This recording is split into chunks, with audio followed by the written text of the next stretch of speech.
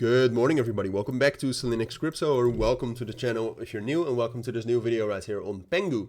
It's been a while since I covered PENGU. I have to say, I think it's been over 2 months. So if you're new to the channel, which I understand, then very much welcome. We're going to do a full update on PENGU. PENGU, regardless of me not covering it, I don't cover a lot of coins, but I do keep an eye on a lot of coins, and I think PENGU is one of the coins that right now, maybe hasn't rallied too much. Obviously, in the last week we've been bullish, but that's not a difficult thing to achieve. I think most of the altcoins have been bullish over the course of the last week, but I think PENGU actually has potential. So that's why I wanted to make this video on that. And I know that there's quite a significant and quite a strong community around PENGU as well. So this is for you, and I have covered PENGU in the past for quite a lot of people. So that's what we're going to do. We're going to do a full technical analysis mostly.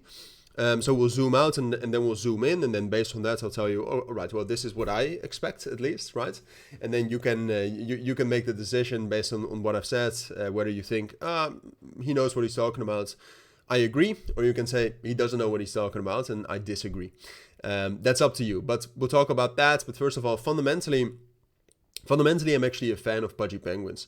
I think it's still, in terms of like total volume, like if you take a look at the main collection and their sub collections, I think in total volume it's still #1. But outside of that, they're very much a brand and a growing company outside of that, and they have some major connections. All right, and major connections in the crypto space matter a lot. So fundamentally, I'm bullish on PENGU.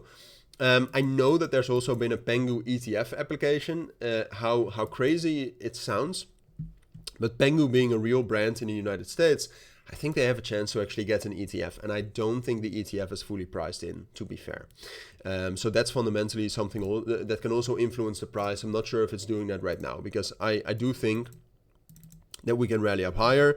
But there's not a lot of momentum, right? I mean, if you take a look at the volume right now, especially if you compare to everything that happened in July and the end of June, the momentum is quite low. Like, this is very much the start of something good, I'd say.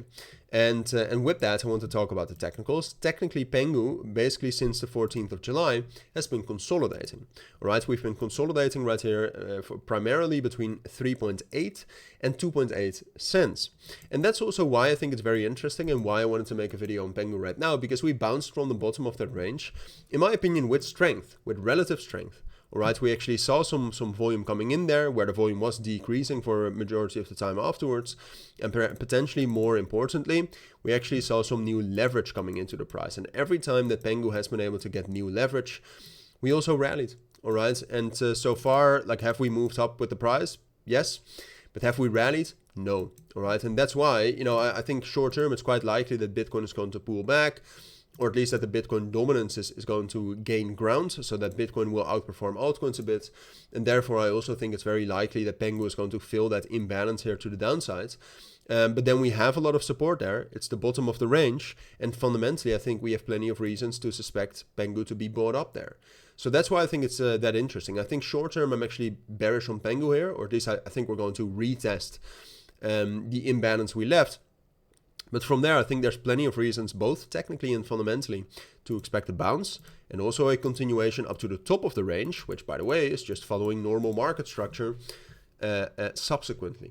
So those are my thoughts, and that's why I think PENGU is interesting, because then if we get the retest, which I don't think it's fully set in stone yet, but that's an easy 22% move, and obviously not easy, but it looks pretty golden to me.